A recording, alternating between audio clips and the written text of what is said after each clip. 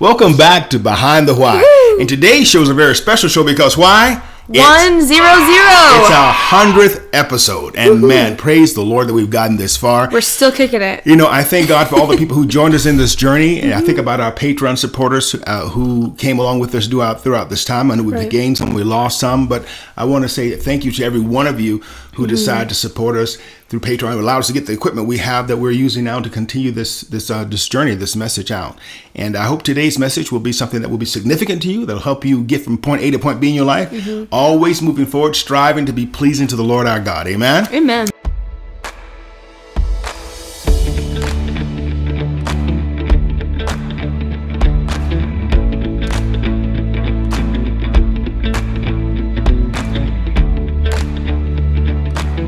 Amen. So 100th show.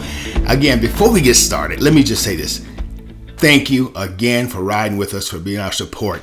And if you haven't done it already, go ahead and like and subscribe to the channel. Hit that bell, get a little ring-a-ding-a-ding so that you'll be notified whenever we drop a new show. And share it. Share this conversation with as many people as you can, because I think it's vital to the spiritual health of God's people. So let's get into this. One more time, Behind the Why. Let's do it. Boom. Here we go. Well, praise the Lord. So as we begin to think about this 100th show, I was thinking about all the topics we've talked about. And I don't want to do a review of those topics because I've seen so many programs do that. And it always felt like, oh, you just didn't feel like doing anything new. Right. But what I do want to talk about are some of the things I thought was the most poignant points in going through this. Some of the things that go back to the Walk Through the Word portion of this program, that those same biblical truths I want to bring forward now.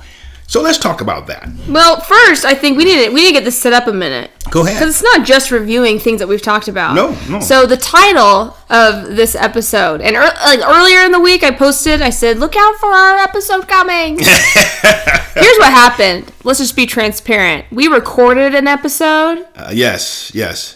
And it didn't work. It's before the new mic got. Oh my gosh! No, it was so frustrating. Video, it was great too. We had a great conversation. Totally, it was popping. And afterwards, I was sitting there looking at it, and I'm like, "There's no sound," or the sound was like it was not working. The video was pretty though. It was stupid. Video was good. Anyways, just the so that was happened. Horrible. But I posted about this earlier this week. All right. And we had titled it "Bread and Circuses," Panem et Circuses. Good job. Yes, it's in Latin for those who speak Latin. Panem et Circuses. Which already is intriguing. Yes. I remember when I was in high school, we did the play Sound of Music, and I played the part of Doc, and I had to read these lines in Latin. So I had my English teacher give me the words in Latin, and she looked at me and she goes, just make a funny noise. She's like, stop trying. She's just stop. Just give it up.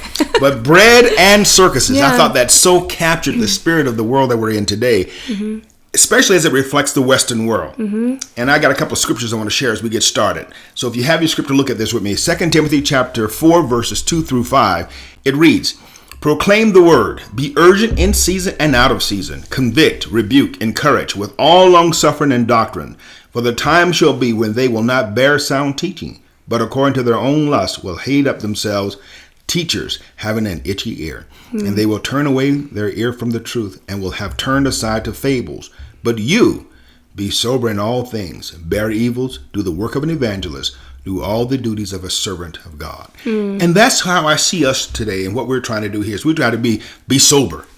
Understand that the evil is in the world. And it's real. And it goes on to talk about that, this evil is encroaching. And the people who are involved in the evil, goes back to what Jesus said in the Gospel of John. They love darkness because their deeds are evil. One of the things we have to overcome in our way of thinking about the world and about how we're supposed to react is to understand that people are not ignorant of evil. They like it. Yeah. We want to say, wow, if they just knew how bad this was going to be for them, they wouldn't do it. That's just not true.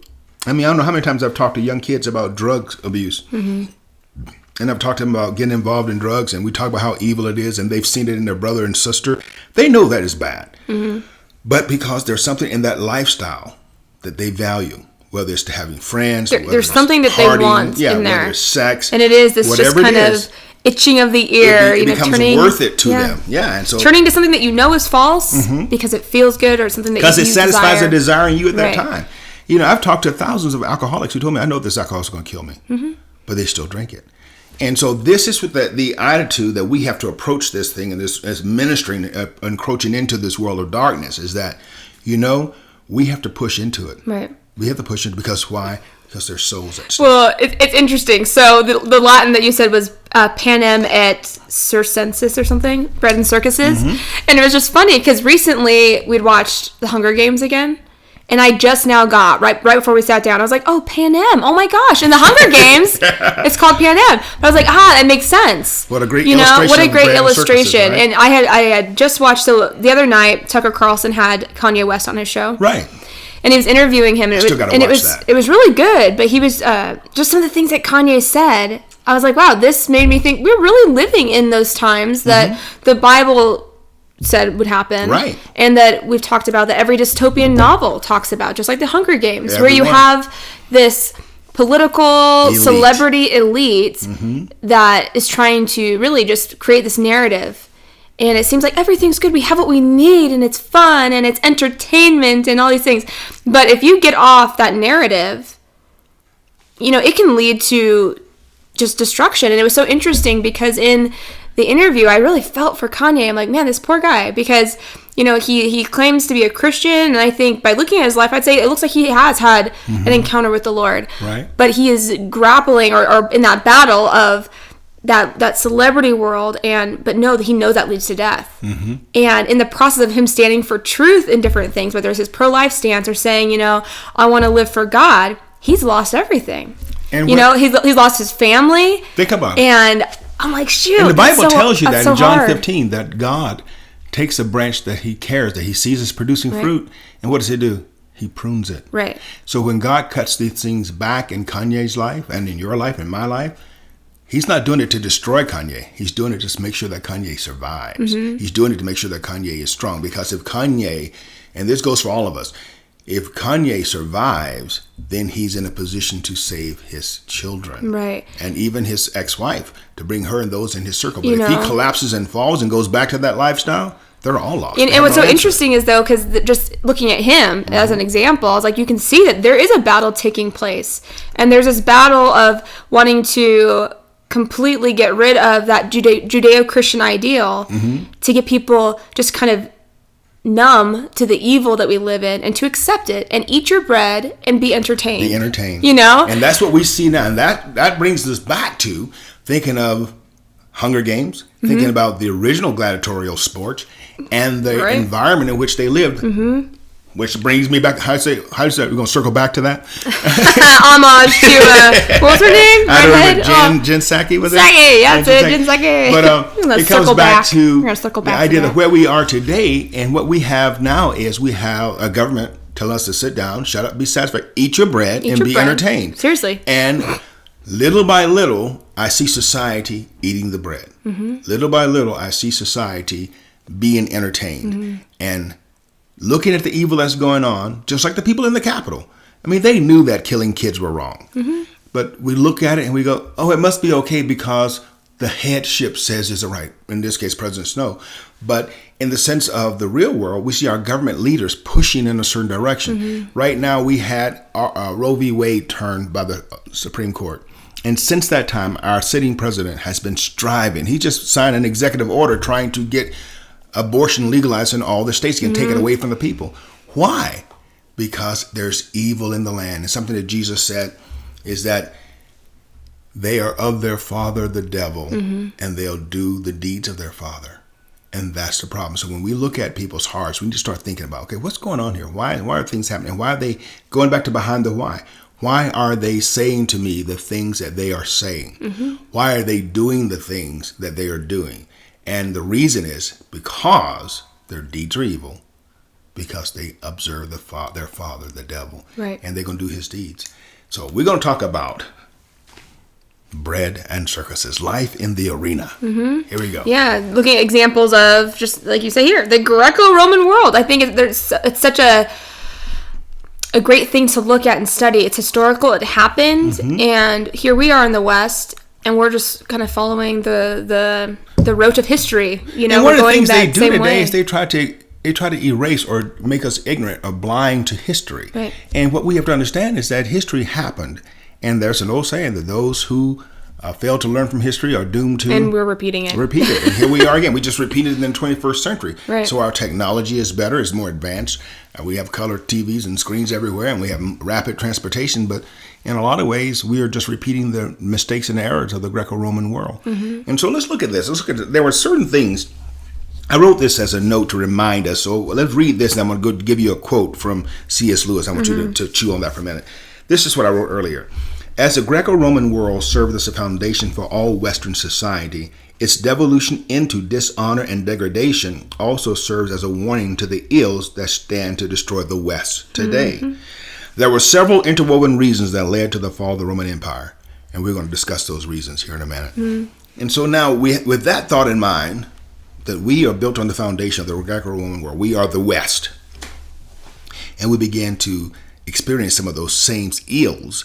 Here's a quote by C.S. Lewis. I want you to chew on this for a minute. This is from C.S. Lewis, the book, The Abolition of Man, The Destruction of Man. He said, we make men without chest and expect from them virtue and enterprise. Mm-hmm. We laugh at honor and are shocked to find traitors in our midst. Speak to that. I think it's one of those, like... I mean, what it makes me think of, and I think previously we were talking about this, and what came to my mind immediately is the situation in our world today with men in America, mm-hmm. and how there is just this emasculating of men taking place. Mm-hmm. And I just saw a stat the other day that assaults against women are like on the rise. Right. And it's like, yes, because we have no men. Mm-hmm. And even you've told me before, when a young man has nothing to do, no purpose, no drive, mm-hmm. he resorts to his like base tendencies, and it's aggression, and it's trying to find purpose, and it leads to so much destruction. And so right now, even with the transgender movement, we'll say, you don't see a lot of trans men, meaning women who think they're men, trying to enter into male sports because they know they'd be decimated. Yeah. Okay, but what we see is trans women coming into female sports and trying to change that. But so it's just this emasculating of men, mm-hmm. and we wonder why we have moral decline. We wonder why we have cities falling apart, or mm-hmm. why we have women who are afraid of being raped. Well, mm-hmm. because we've created the problems. Right. It's like, and so this is one of those things you kind of scratch your head. It's like, okay, yeah, you wonder what the problem is. Look in the mirror. Mm-hmm. It's that kind of thing. It really does. It goes down. It's just crazy. Yeah. And we have to go back to this point that we said before, that the leaders who are doing this, they're not necessarily ignorant of what they're doing. Right. Here's another passage of scripture. This is in 2 Timothy as well, verses 3:13. Then we're going to get on these points that we saw that were mm-hmm. Part of the devolution of Roman Empire. But let's look at this in light of our leaders now. In 2 Timothy chapter 3, verse 13, it says this, but evil men and seducers shall wax worse and worse, deceiving and being deceived. So evil men and seducers, they're here, and they're not satisfied with just their own little circle, mm-hmm. but they want to seduce, and they want to deceive you. That's why you look at this whole thing, and it's so easy to pick on this, but let's go with it anyway. We talk about the pro-life movement, or the abortion movement might be a better way of saying it. Even the abortionists don't call it a killing babies. Mm-hmm. They're talking about health choice, women's health. They're deceiving. Or they say the right to privacy. Yeah. And it's like, okay, you're just trying to they don't speak truth. They don't speak truth. And so they're not only are they seducing, trying to make you feel like, oh, if you go along with this, it's going to be better for you. They're trying to seduce you into that lifestyle because why? It brings money to them. Mm-hmm. We talked about this before. All this talk that the women, that Planned Parenthood did about we're here for women's health. The minute Roe v. Wade turned and they stopped that federal funding, what happened? Clinics start shutting down. Why? Because it was all about abortion. Yeah, it's all about abortion. It was all so they're deceiving I think that, and being deceived. That book and movie Unplanned, that I forget her name all of a sudden. Abby Johnson, and she talks about that too. Mm-hmm. That when she started kind of really getting awakened to the fact that, oh my gosh, abortion's wrong, and she didn't want there to be so many abortions, but then the Planned Parenthood she was working for was like, no, that's what we do. Yeah. That's how we make money. And she realized, like, oh my gosh, because she bought into the lie mm-hmm. that no, we're here to help women, women's health. Deceived and being deceived. Right. And they're going to get worse. And that's why you can look at TV today, and TV today is so much more wretched. than it was when I was a child. We talk about this all the time. Remember, we used the example of the 18-hour cross your heart bra, and the girl couldn't even come out on stage with a bra. She had a turtleneck on and came out with this plastic mannequin. And now it's nothing to see a naked body. No, now they're just all naked. It's nothing to see a naked body on TV. And we promote it as if it's such a good thing, and this new thing with Disney, with the little demon and all that process going on. And you ask yourself, what in the heck? Why are we so susceptible to this? It's because we got itchy ears. We want to do our own evil, and we want people to tell us. Let's look at this first point. Let's get into this. Okay, the first thing that was marked as the beginning point of Rome's fall was a decline in moral values. Now, think about the city of Rome. At the time of the study, an estimated 32,000 prostitutes lived and worked in classic Rome. The emperors were infamous for wasting, and most popular amusement in those days was the gladiatorial sport. So sex and games and political corruption. And total destruction. Yeah, and you think about that. Now here in America today, these are the current, the National Task on Prostitution said that in the U.S. alone, that was over, 1 million registered or known prostitutes working in this country right now. 1 million prostitutes. That's the ones we know. That's the ones that they have some contact. Now, I'm even talking about the ones that are being sex trafficked under their table and those who are working privately out of their back door because social media makes it possible now. Right. But we're talking about those who are known, identified as working sex workers. 1 million in this country. And we see the same deadly pollution just pumping through the veins of this country that pumped through the vein of Rome. And the gladiatorial sports, we like, and I've been a martial artist my entire life, and I can appreciate, training and drive, but we haven't got to a point where we're being entertained by the deaths of people yet, but we do like our violent sports. Right. So we are moving progressively along those lines. We're moving progressively along those lines. And but even in other ways, in more like figurative ways, we still do that. Oh, gosh, I mean, there's a reason why any type of gossip story gets people's attention, because it's like they're destroying each other. Ooh, yes. It's the same thing. It's the same spirit of death. It's the same spirit, exactly. It's like when you drive down the freeway and somebody sees an accident. What do? They slow and go. Yes. You see blood and guts, And, yeah. And it's the same thing. I think it's human nature. We watch the movies that we entertain ourselves with, and they are all about that gore and death. Those are the movies that do really well. And so we think about that we are starting that progressive line, or should I say that digressive line. And I guess starting is really it's a misnomer. No, yeah, I think it's been more like a steady decline. We're on it. We're on that decline. We're on it hard and fast. So that brings us to the second step, which was public health, the crisis in public health. The study said there were many public health and environmental problems. Alcohol use increased, as well as adding the incompetency of the general public. Think about that, and that moral decline you were talking about, the rise in drug abuse in this country. Right. Fentanyl, opioid crisis. And we had so many politicians pushing for the legalization of drugs, of recreational drugs. Why? We know the history tells us what it does, but you still have these people sitting there sounding very sober, giving you all the reasons why you should legalize drugs. And at the bottom of it is what the Bible says. The love of money. Right. They could care less about the population. They're just thinking about, if I have this item here for sale, I can get money off that through taxes, and I can generate income, and they could give a rip about the people it affected has. Right. And we saw the same thing happen in Rome, is that they began to push these ideas, push these different details at the expense of the people that they were supposed to be serving. So we see this same growth. Okay, real quick, something that just came to my mind in talking about these last two is something recently in California. Governor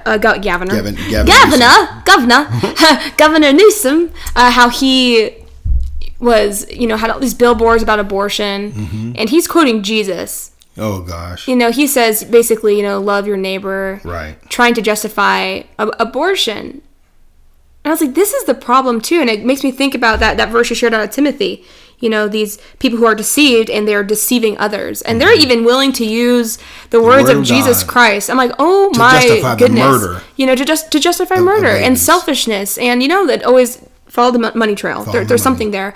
But I was like, that is such a moral decline. And it's this use of language to try to change a meaning, to manipulate and it's because people don't stop and think critically about what's being said. Right. They hear that, oh, yes, love. And it's okay. But how is it love for you to kill a baby? Right. How's that love? And then it makes me think, I was talking to you the other day, and you mentioned this, how it's so interesting that a lot of, just for purposes of discussion, that let's talk about the university or something. A lot of liberal people in general, even on campus, like let's say professors, they don't really curb what they say. They're very comfortable sharing their opinions when it comes to political things. But you do find a lot of more conservative ideals are quieter about it because it's not a welcome thing. Right. It gets challenged. You feel threatened. You feel threatened. But it makes me think it's because it's this monopoly on language that so many evil ideals try to take hold of. And so they come in the guise of morality. Yes. And this is what's kind, this is what's good for the people. Right. But if you listen and if you're willing to stand up and challenge it with just basic logic. Now here's an example that I experienced myself. When I was still in the workforce, one day we were talking about going to training. And a lot of law enforcement training happens in Las Vegas because it's a site that people want to go to. Right. And so they're more likely to spend that big money to send you to training if you're coming to a place that people want to go to. You might have some fun while you're there. And one guy said in the middle of the briefing, says, I like this one hotel we could stay in because on the 6th floor, whatever it was, one floor, it was adult only, and that the waitresses walked around, they were nude from the waist up. And he was talking about how exciting it was, and I looked at him and I said, right in front of everybody, I said, so you're supporting sex trafficking? He goes, what? I said, you're supporting sex trafficking. No, these are grown women. They do this for their own free choice. I said, you're married. Your wife is a mother. Could you imagine her walk around naked with guys gawking at her and making lewd comments about her all day? Oh, no, because I said, exactly. A woman who's healthy and in her right mind and right self doesn't put herself out there to be abused like that. Right. I said, they may be choosing to do it because of economic necessity. I said, so you're supporting that. You're supporting sex trafficking. Oh, Ellis, you always rain on everybody's parade. Oh, just talking about having a good time. I said, hey, I'm just sharing you the reality of your good time. Right. And so even though we look at that situation where it's conversation like that, the idea that what they were doing was wrong was, no, you need to say, don't talk about that. We can talk about using prostitutes. Right. We can talk about. You can't say we can't have prostitutes. You can't say it's wrong. I had a similar situation. This was a few years ago. But there was this gal I was talking to, and she was going to a different country, and she said she was excited to go to the red light district. And I immediately was like, why? I said, why would you go and support that? I was like, do you know a lot of people there, they don't even want to be there. They are being trafficked. They're trafficked. And she's like, well, women have the right to do what they want to do. I was like, a lot of these women are in situations like that, and they didn't have the right. They've been stolen. And they're, I was like, why would you, why don't you support that? But that feminist ideal that just infiltrates so many thought processes, it's like, well, I can't tell a woman that she can't do objectify herself. And it's like, yes, you can. You can tell a woman that she should not be doing that, and recognize that a lot of women in those situations, they are slaves, And I was on Facebook there. I saw a picture of a young lady, and I saw her online. I'm not calling any names or anything like that, but I saw her online, and she was wearing this outfit where she had her breast was about 90% exposed. And I looked at it, I thought, do I love her? And the answer was yes. So because I love her, I sent her a message. Sweetheart, put some clothes on. I said, I love you, and this is disrespectful to you. Put some clothes on. Just to speak into her life, because it's like, wow, we can't keep just going, ooh, that's bad, but not say anything, not do anything. We got to step into that, or that moral decline will continue. Which brings us to that next point of health, public health. Again, so there were many people in health environment problems, alcohol use, we talked about that. But then here's a statistic from today. WHO, you know who WHO is, right? Yes. They work for Fauci. World Health Organization. Well, didn't he step down already? Or is he's going to? He's still making his money, though. So we'll talk about that at a different story. It says, WHO states that the obesity, chronic illness, infant mortality, childhood lead poisoning, communicable diseases, HIV, monkeypox, COVID-19, TB, and poor social and emotional wellness and mental illness are the leading causes or threats to public health today. And so if you stop and you think about that, think about now, like I said, we talked about this last time, when it comes to things like HIV and even monkeypox, that the political protection these diseases have, HIV had the same thing, the political protection it had. Why would you put protection around the disease like that? When your mother and I got married, we had to have a blood test to prove that we were healthy and we weren't passing any diseases on. And now the blood test has been deemed unconstitutional. By who and for what reason? We go again. We got all these political protections that allow these diseases to continue, allow these things to happen. Why? Because it produces more money, gets more people in the circle. We think about the problem we have with immigration right now and all the disease that are coming across the border. And we're not even talking about drug use yet. Right. We're just talking about the disease, communicable diseases. Things like childhood diseases that have been eradicated in this country are making a rise again because of the population swelling and the government protecting instead of doing what it's supposed to do. So again, we see these same types of rises. But then other people would say that no, these childhood diseases are on the rise because you had some people who would not vaccinate their children. Yeah, that is a minor. Right. Is, because even with that, like I said, you think about the population swell. These guys are coming in with these diseases where even where the diseases were present, they weren't at the numbers they are. Or because I know what is happening, especially with like the southern border, you do have people coming in with diseases that for the most part in the United States have been eradicated. Mm-hmm. But then because they're allowing people to come in such great numbers who, you have different environment that you live in. Your bodies are accustomed to different things. Mm-hmm. And so that's also bringing different illnesses and things. It's again, nothing's new under the sun. Right. Think about when the Europeans came to this world and they brought diseases with them that were pretty much controlled in Europe, but just decimated the Native American tribes. Right. Decimated them. It's just like if you go to immunity. Yeah, it's like if you go to some countries in like in South America, and if you're from the United States, they say do not drink the water. Don't drink the water because your body is not going to handle it well. Montezuma's revenge is real. Your body's not going. Again, I just watched that interview with Kanye West, and one thing he had said is about obesity. He's like, and you see, media pushing like just these overweight models and actresses, and they glorify it. And you know what he said? He's like, it's just demonic. Mm-hmm. He's like, it's demonic because they know it's going to kill you. Yes. And I was like, it's true. It goes back to what you said in the beginning. They're the father of the devil. Mm-hmm. And so anything, of course, that's going to lead to your destruction is because of sin. Yeah, they glory in you and then you die. They glory in you. They'll pump you up and then you're dead. And they're like, oh, what a great person. It's like, but you knew they were going to die and you kept feeding them bread. You did it anyway. And it's evil. Anyway. And I was like, it is demonic. All these things. It's just demonic. Absolutely demonic. Messed up. And then we come into the crust of what we've been kind of hitting on is political corruption. That's real. So the military rewarded and more influential, the practice of selling the throne to the highest bidder. Look at what's happening in our world today. You get people here now. I am convinced, guys, this is just my opinion, so don't get mad at me for saying this, but I am convinced in certain districts in this country, there is no way for those people who are being elected to keep getting elected. Yeah. Because their districts are pit holes. I look at Nancy Pelosi's district. It was at one time rated the poop capital of America because it had so much human feces on the streets, needles everywhere. People who live there are moving out of the area because they can't afford to live there. Yeah, so you're like, how do you keep getting elected? I'm just thinking, how is that even possible? That you could keep getting elected. And I won't even talk about the 2020 election because that's been beat to death. But you keep looking at this and you're going, how is it that these people who are so evidently destroying society but then also keep getting elected? But then there's the other side of it, Dad, when we know that there are people, who are deceived, being deceived, who might even live in those areas who do vote for these people. Yes, and that's where the bread comes from. I think it's this blindness. It is such a blindness. As long as this person gives me bread, I'll be okay. Yeah. And it's never enough bread to get ahead. Just to kind of keep the it's like what the peace. It's like what the government's done, and I can talk about the black family in particular because I've been a part of it. Is that you look at when the government intervenes and begins to offer this bread. Look what it's done to the black family in the last 40, 50 years with political assistance, where you come in, you can get all this financial assistance as long as there's no father in the home, and we keep taking that little piece of bread. And it's just enough bread to survive.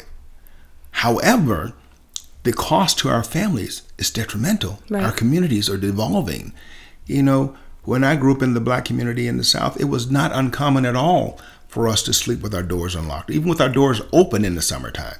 Now you do that and some crackhead come in and kill you. And so you look at this devolution of society and you think to yourself, the government has been complicit in this. Right. The government has been complicit because they reward this weakened attitude.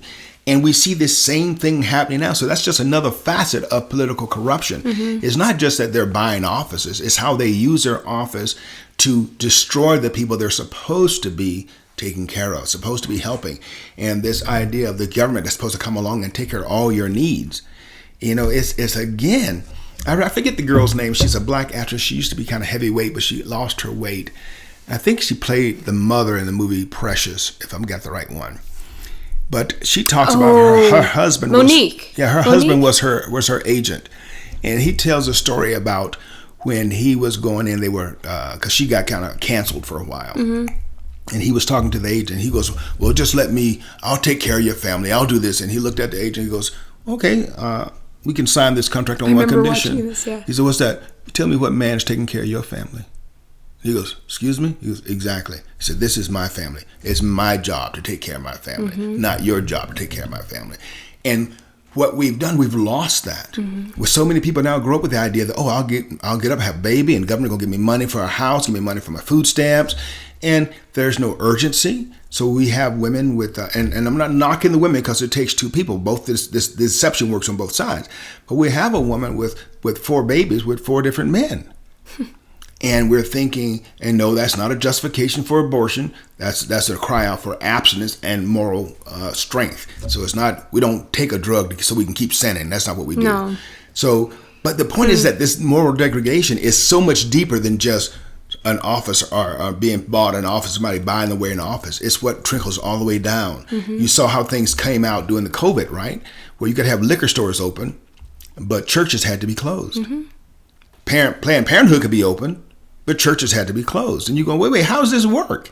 How does this even work? The stupidity was so dark that you could call it nothing else but evil, because that's what it was. But then they can get people to be satisfied during it because it's for your safety. Yeah, bread. It's for grandma. And it's like, you know what? Not thinking. Stop it. People not thinking. They just follow what was being said. Fear is so powerful. It is phenomenal. Here's the note. The corruption in the United States is apparently at its worst in almost a decade, according to a new global report released Thursday by Transparency International. Was this this was last week. Okay. Advocates Advocates attribute the drop to declining trust in democratic institutions and poor oversight of pandemic-related financial aid.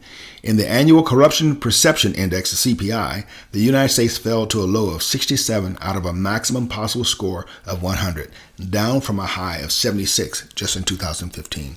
So we see the decline is being seen not just here and at home. I mean, I went to the store with your mother yesterday, not yesterday, but the day before, to get groceries.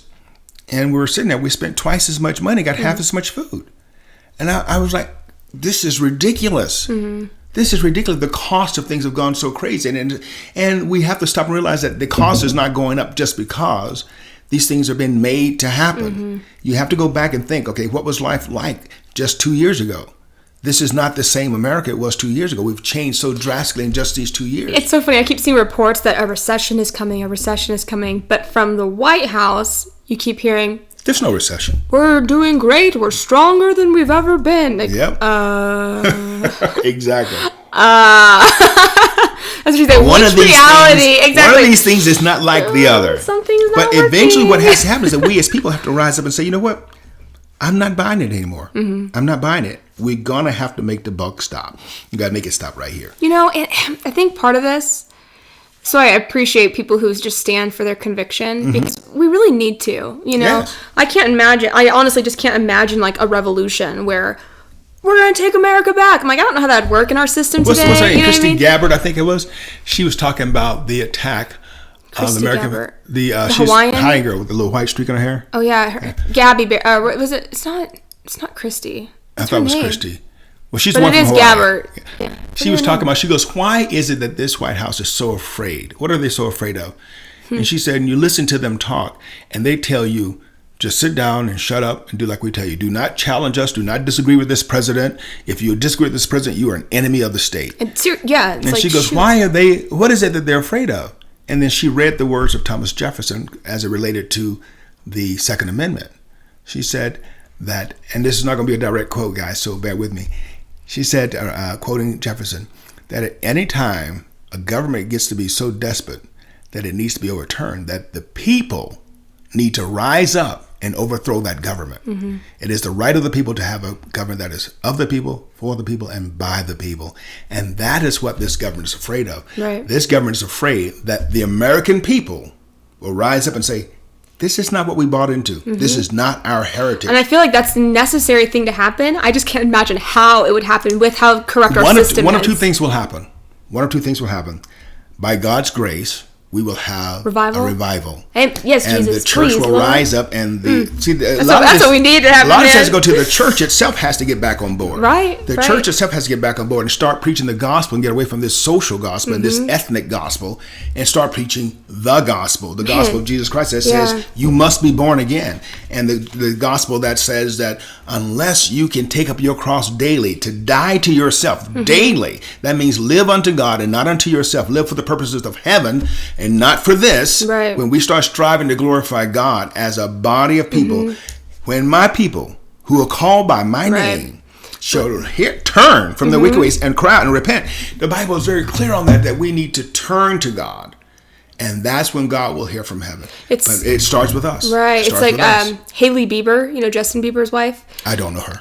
You know that he's married to a woman. I did not know that. Okay. I thought you did. We talked about it before. Anyways. I didn't know he was married. Pop culture. I know his name, but no. Anyways, so she was in an interview on some podcast called Call Her Daddy or something. But anyways, something that she was talking. I don't know what that stands for. It's weird. But what she was talking about, I think it's symptomatic of the church because she and Justin Bieber, they claim to be believers. They've shared and they've shared some really good things on their platform. I'm like, that's really cool. Stand for the truth. But then they say things. I'm like, this is the problem with the church. So here she is on this podcast, and she's open about her faith. But then she talks about how we're living in such a scary time for women and starts talking about the overturn of Roe v. Wade and how, as a female, we need to stand up. And then she starts talking about that she remembers there'd be days where she'd be getting wasted, but then go to church the next day. And she's like, and that's totally fine, Yeah. So I was like, it's that perspective. It's such this Laodicean, you can live any way you want, but Jesus loves me, and God will work it out in me. And it's like worse and worse. And it's taking truths from Scripture but distorting them because yes, God works things out in us. But what does it say? Yes, there's grace, but we don't take that as a reason to sin. It's not license. Grace is not license. And I think just hearing what she was saying, I was like, that's the symptom of the church here in America. What did Jesus that we're say so to the woman, not holy. Taken in adultery? He didn't say, hey, I know you got to get your hormone fixed. Don't worry about it. You get that hot thing, just go do it. He didn't say that. He says, go and sin no more. And that's where we have to be able to say, be holy as I am holy. Exactly. We have to be able to say no. And so we continue this progression downhill here because we want to do this all in one day. Even though it's our 100th show, we don't want to be 100 years and get it done. No, we decided it's going to be 100 hours today. Unemployment was the next level. And here says here, slave labor undermined the citizen farmer, increasing unemployed people, and caused trouble and contribute to increasing crime rate. And that's what we talked about earlier. We have people so dependent on the government now, so dependent on that free handout check that they become slaves to the government. And they'll do whatever the government needs them to do to make sure they get that check. They'll maintain their lifestyle in this low, because it doesn't demand anything of them. And then what happens is that we have, especially, again, we go back to the black community. The leading cause of death in the black community is other young black men. Right. But on the flip side, I take that back. That's wrong. The leading cause of death in the black community is abortion. By far. We've said this before. 4.5% of the nation's population accounts for up to 33% of the nation's. It's insane. Of the nation's abortions. We are killing ourselves as a black community. But right behind that, the leading cause of death in black men is black men, or the black community is black men. You were going to say something. Go ahead. I was going to say on the flip side of this, because yes, it's kind of like you're saying, people staying in a place of impoverishment. Because it kind of keeps that they still have what they want, even though they have like a terrible living situation. But then the other side of that is even being a slave to the system because I want to keep my lifestyle. And you see that as well. People who are making money, where, we tend to maybe abide by just, again, this moral decline, but it's because, I need to keep me in mind. Think about Hunger Games again. Yeah. The people in the Capitol didn't have a problem with the system. You know what I mean? Exactly. So I think it's both sides. Yeah. It's the same beast, just a different side of the same coin. It's the same devil with the same lie, but he tells you the lie that you need to hear. Which that movie, or the book and the movie capture really well with, like, what's the new lady that tries to become president? Coin. Yeah. And she's just as evil. Yeah. Even though she wasn't a part of the Capitol in the beginning, she had that same spirit. That same spirit of elitism. Exactly. Of elitism. Messed up, yo. And that brings us to inflation. This is one of those things I just got through hearing about groceries. And I go back, I remember when I was a child, Mom would send me down to the store with 50 cents to get a large loaf of bread. A large loaf of bread for less than 50 cents. You go to the store now, you can't get anything with 50 cents. You can't even get kids candy for 50 cents. Nothing. Nothing. And so inflation, because the value of money has been changed, and that's exactly what they did in Rome. They start using less and less gold to mint their coins, and so what used to be an ounce of gold now became a half ounce of gold, and then a quarter ounce of gold, and then 10% of gold, but it had the same face value. And then it turned into, this is actually just a metal that we found, and that's what it's worth nothing. And that's where we are now. Our dollar is worth the word. This is a piece of paper, and the government just told me that it's worth... FDIC is not even government. Oh, that's the sad part about it, is the people who control the bank, the world banking system is not part of our government. They're a bunch of elitists that declare what the value of money is, and so we buy into the same idea. And the slave trade goes higher. The slave trade goes higher. Here's the one that said the current rate of inflation in the United States is at 8.2%, 8.26%. The cost of living increased to 5.9% in January of 2022, from that of the previous 10 years of 1.7%. We have increased by 5.9 in this last year. On average, for the last 10 years, we were increasing 1.7 to 3.6 per year. And so everything's out of control. But yet, the circus music is still playing. Dun, dun, dun, dun, dun, dun, dun, dun, dun, dun, dun. It's still playing, and the clowns are throwing their... Aren't you entertained? Yes. It's just the same old craziness. Which brings us then to urban decay. Hello. And I go back. I used to talk about cities like Chicago and Detroit to put my finger on urban decay, because you can see the devastation in those big cities. But of late, I think about my hometown of Selma. I know people, guys, if you listen to this and you're from Selma, understand I say this not because I hate Selma. I say this because I love Selma. But when I drive through that city, I see the decay of that city. Every year or so they have the big March celebration. They commemorate Bloody Sunday. And all these millionaires fly into town. They come into town and they spend money in hotels and restaurants, mostly in Montgomery, but they do spend money there, and then they leave, and the city is falling apart. All those big houses on the west side of the city just corroding, turning into dirt.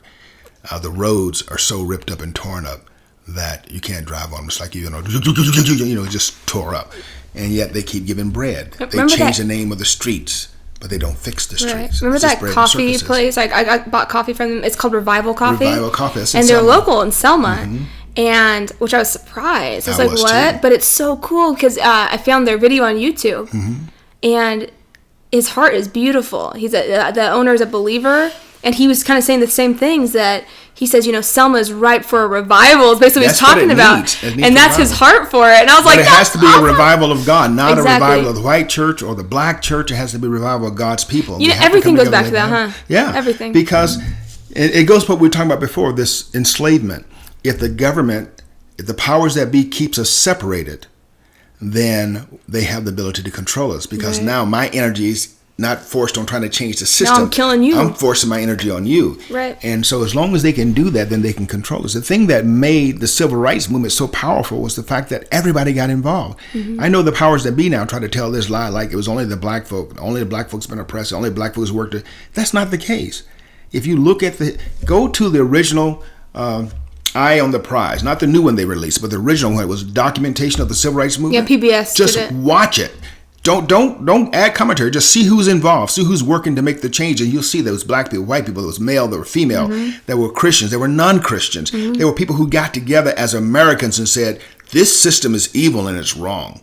And they made a change. They didn't demonize one another. Right. They linked arms and they said, we're going to make this work.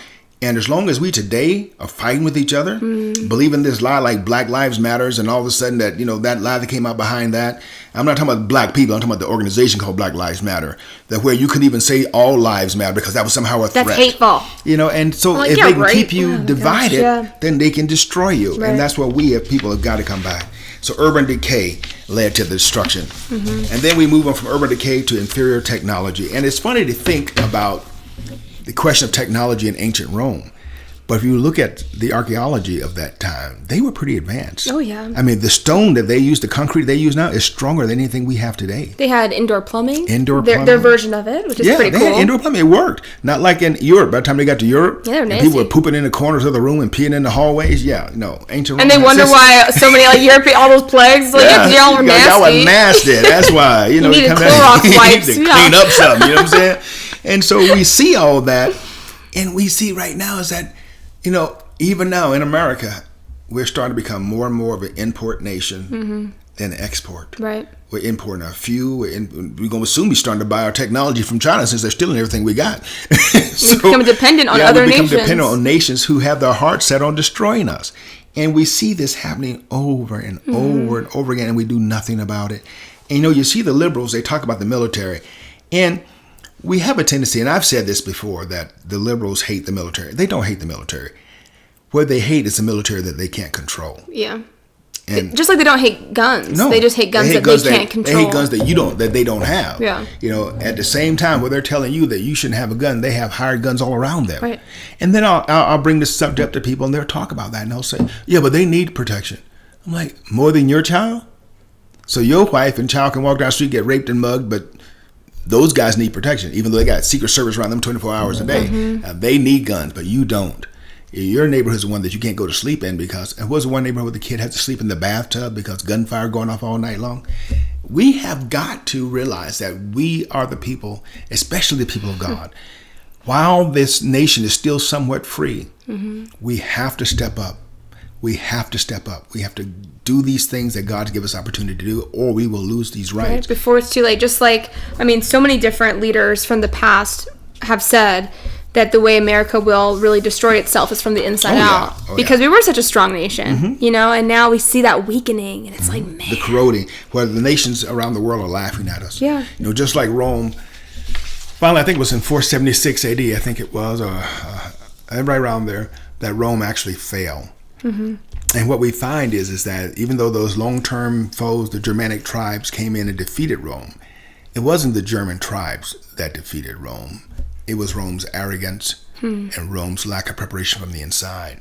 Rome's lack of preparing the next generation of true men, not males, but true men who would stand up and put themselves on line for what they believed. And because of that, Rome fell. And that's what we see happening here in America, is that true manhood is under attack. Yep. It is consciously and purposefully under attack.